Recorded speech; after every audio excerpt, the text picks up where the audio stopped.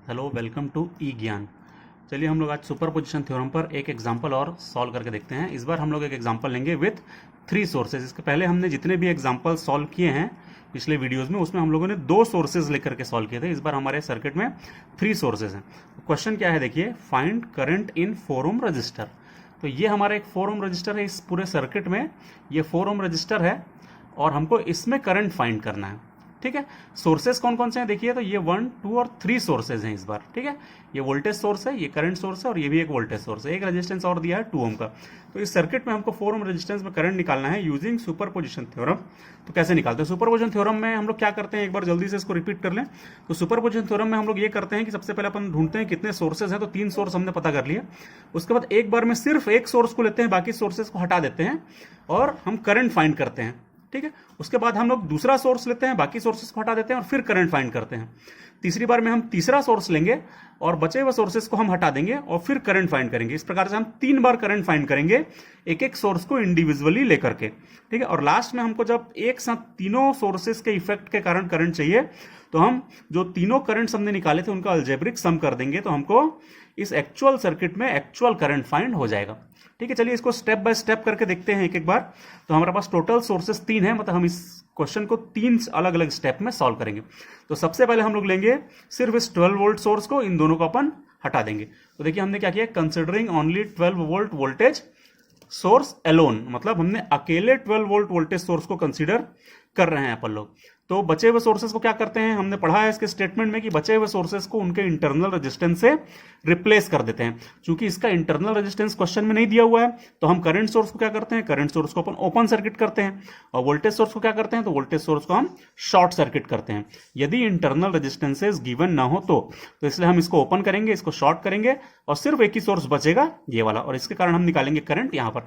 तो हम एक नया डायग्राम बनाते हैं। देखिए, इस सोर्स को हमको ओपन करना है, इसको हमको शॉर्ट करना है और इसको सिर्फ रखना है। तो ये हमने एक नया डायग्राम बनाया। तो यहां पर जो हमारा करंट सोर्स था उसको हमने ओपन कर दिया, यहां पर हमारा एक वोल्टेज सोर्स था, इसको हमने शॉर्ट कर दिया और हमने रखा है सिर्फ इस 12 वोल्ट वोल्टेज सोर्स को। और इस वोल्टेज सोर्स के कारण हम लोग निकालेंगे करंट। तो जिस ब्रांच में हमको करंट निकालना था 4 ओम में, हमने उसको मान लिया ए बी।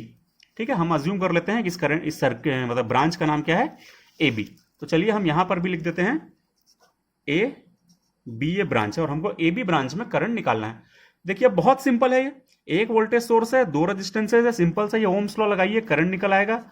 तो करंट क्या आ जाएगा, ये total voltage divided by total resistance. तो 4 + 2 6 ओम। तो हमारा करंट कितना आ गया, ये आ जाएगा 6, 12 डिवाइडेड बाय 6 मतलब 2 एम्पियर आ जाएगा। ठीक है, कहां से कहां जाएगा, तो पॉजिटिव से बाहर निकलेगा, ऐसा ऐसा ऐसा और ऐसा। तो ये करंट ऐसा जाएगा, मतलब कहां जाएगा, बी से ए की तरफ जाएगा। तो इस करंट का नाम हो गया आई बी ए। ठीक है, और हम इसको मान लेंगे आई बी ए डैश, क्योंकि नया सर्किट है। इस सर्किट से, इस पुराने सर्किट से ये सर्किट अलग है, तो इसलिए हम लोग इसको एक नया नाम देंगे इस करंट को, वो नाम हो गया आई बी ए डैश। यदि ये आई बी ए डैश है तो आई ए बी कितना होगा, यदि मैं यही आई ए बी डैश निकालूं तो वो -2 एम्पियर आ जाएगा। जस्ट अपोजिट होगा, बी से ए की तरफ जाने वाला करंट का अपोजिट है ए से बी की तरफ आने वाला करंट। तो बी से ए की तरफ जाने वाला 2 एम्पियर था, तो ए से बी की तरफ -2 एम्पियर। क्लियर? चलिए, अब से ये स्टेप हो गया। सेकंड स्टेप में हम क्या करेंगे कि जैसे हमारे पास 3 सोर्सेस थे, तो हमने इसके कारण करंट निकाल लिया, अब हम इसके कारण करंट निकालते हैं। ठीक है, अब हम इन दोनों सोर्सेस को नेग्लेक्ट करेंगे और सिर्फ इस सोर्स को लेकर के इसके कारण हम लोग करंट फाइंड करेंगे।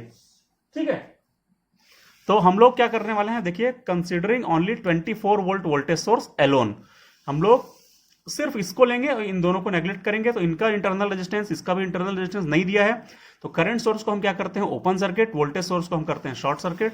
तो ये हम लोगों ने कर दिया, करंट सोर्स को ओपन सर्किट, यहां पर एक वोल्टेज सोर्स लगा था उसको कर दिया शॉर्ट सर्किट। और अब हम लोग फिर इस सोर्स के कारण, अकेले इस सोर्स के कारण करंट निकालेंगे। कैसे निकलेगा, फिर वही सिंपल सा ओम्स लॉ लग जाएगा। एक वोल्टेज है तो I = ये voltage divided by total resistance. Total resistance कितना है, ये वाला रेजिस्टेंस कितना है, 4 ओम, ये है 4 ओम। टोटल कितना हो गया, 4 + 2, 4 + 2 तो कितना आ जाएगा, 6। 24/6 हो जाएगा 4 एम्पियर। ठीक है, इसका नाम क्या होगा, ये करंट कैसा जाएगा देखते हैं अपन।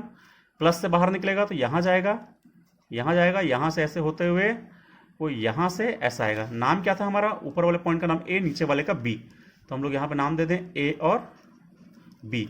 अब ये करंट कैसा आ रहा है? अब ये करंट आ रहा है ए से बी की तरफ, तो हम इसको नाम देंगे आई ए बी। क्योंकि हम सेकंड टाइम निकाल रहे हैं तो इसका नाम दे देते हैं I A B double dash is equal to 4 ampere.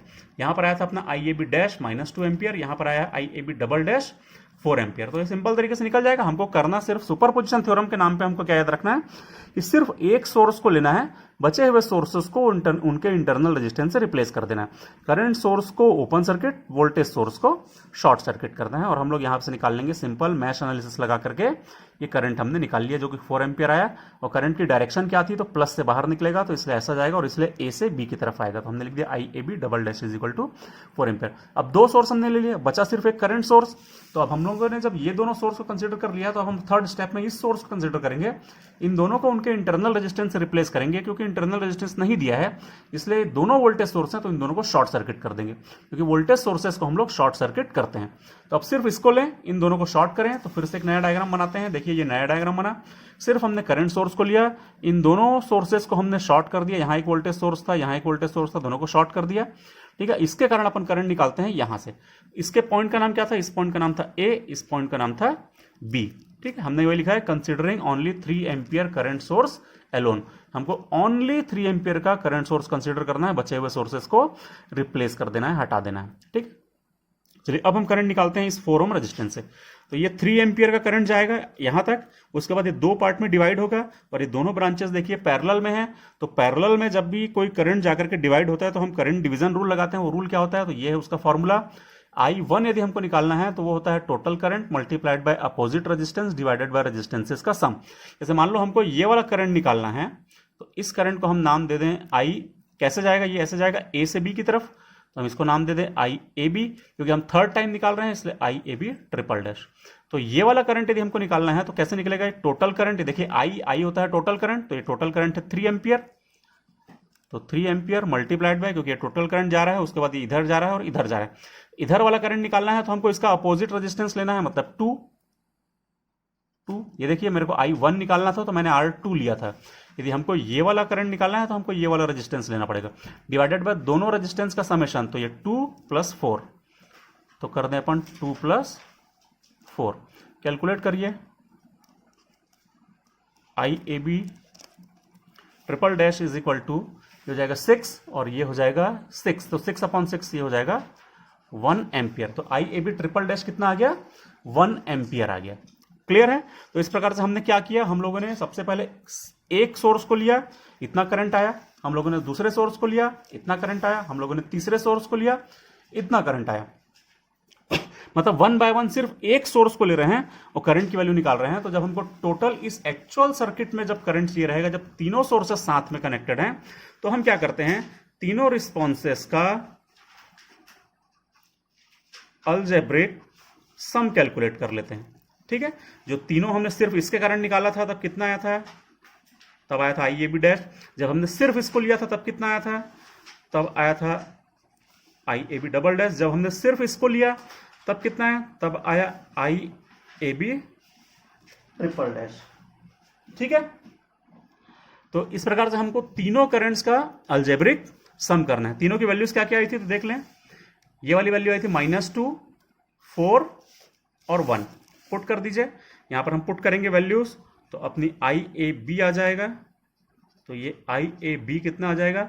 ये आ रहा था -2, ये आ रहा था 4 और ये आ रहा था 1। ठीक है, तो यदि मैं इन तीनों को कैलकुलेट करूं तो कितना आ जाएगा? 5 - 2 मतलब कि आ जाएगा 3 एम्पियर।